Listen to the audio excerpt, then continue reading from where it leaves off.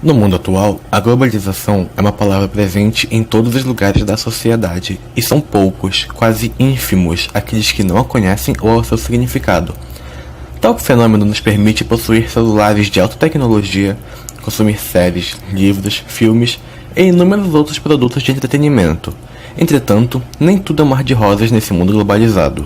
Eu sou Marcos Vinícius e lhes convido a conhecer um pouco dessas contradições que o mundo globalizado apresenta neste início de século. Haja visto que a globalização não é um fenômeno novo.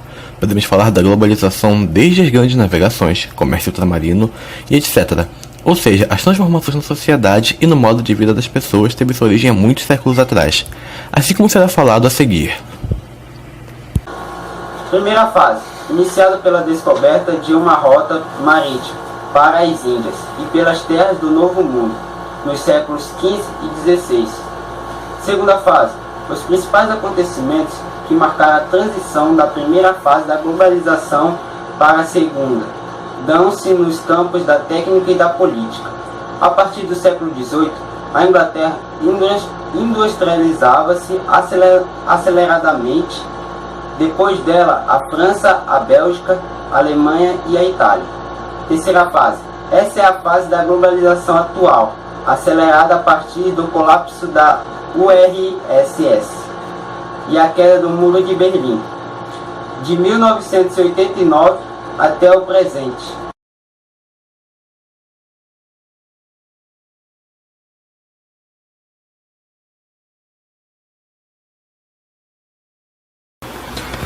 Nossa jornada começa pela zona leste da cidade americana de Detroit, cidade em que foram gravados inúmeros filmes, das quais Need for Speed,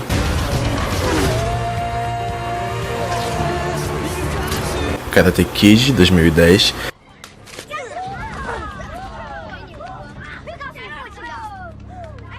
e onde será ambientado o próximo grande jogo da produtora Quantic Dream, Detroit Become Human. Eu tinha que descobrir o que havia lá fora. Eu precisava ver a luz do dia, sentir o calor do sol. Detroit é uma verdadeira metrópole.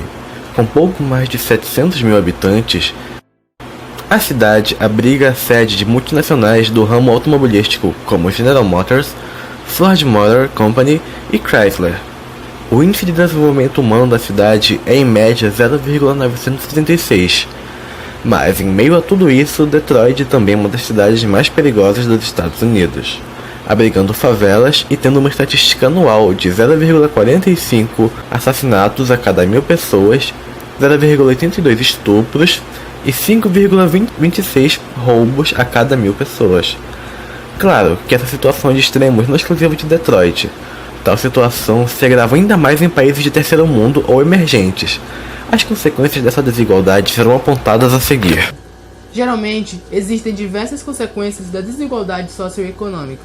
A marginalização de parte da sociedade, o retardamento no processo de economia do país, a pobreza, a favelação e o crescimento da criminalidade e da violência são algumas das consequências da globalização. É com você, Marcos.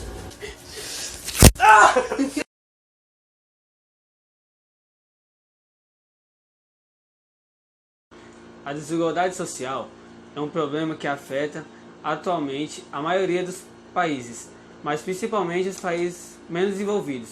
Isso se dá principalmente pela distribuição desigual das rendas de um país, mas também existem outros fatores, como a má formação educacional e investimento ineficiente de um país em áreas sociais. Outro grande problema que acompanha a globalização é a perda da identidade cultural. Quero dizer, quem aí sabe o nome dessa arma? Ou o nome desse amuleto? Ou quem é esse cara? Com o advento da globalização, as culturas europeia e norte-americana passaram a protagonizar a maioria dos meios de comunicação, o que culmina no desinteresse da população em relação à sua própria identidade cultural. Mas o que é identidade cultural para início de conversa? A identidade cultural é vista como uma forma de identidade coletiva, característica de um grupo social que partilha as mesmas atitudes.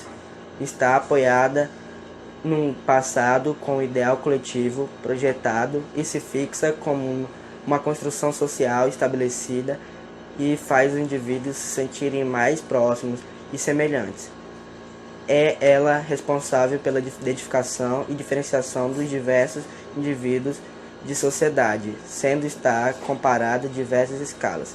A identidade cultural é determinado povo está intimamente ligado à memória deste, mas não pode ser vista como sendo um conjunto de valores fixos, imutáveis, que definem o indivíduo e a coletividade a qual ele faz parte. Faz parte do processo de sobrevivência das sociedades, a incorporação de elementos novos, e isso é o que mantém ao longo do tempo.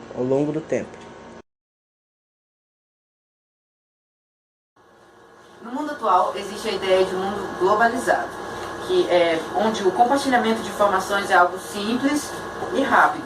E com essas facilidades, a cultura das grandes metrópoles acabam protagonizando filmes, séries, livros, de tal forma que aqueles que acabam consumindo esse conteúdo, eles passam a assimilar os elementos dessa cultura, deixando de lado a própria cultura. Com base nesse trabalho, pode-se concluir que globalização, embora nos dê maravilhas nos cinemas, na televisão, na tecnologia e em outras áreas de consumo, ao mesmo tempo, ela aumenta a desigualdade social e nos faz esquecermos nossa própria cultura. Será que essa é uma troca equivalente? E de quem é a culpa por tudo isso, se não nossa? Eu sou o Marcos Vinícius e obrigado pela atenção, eu acho.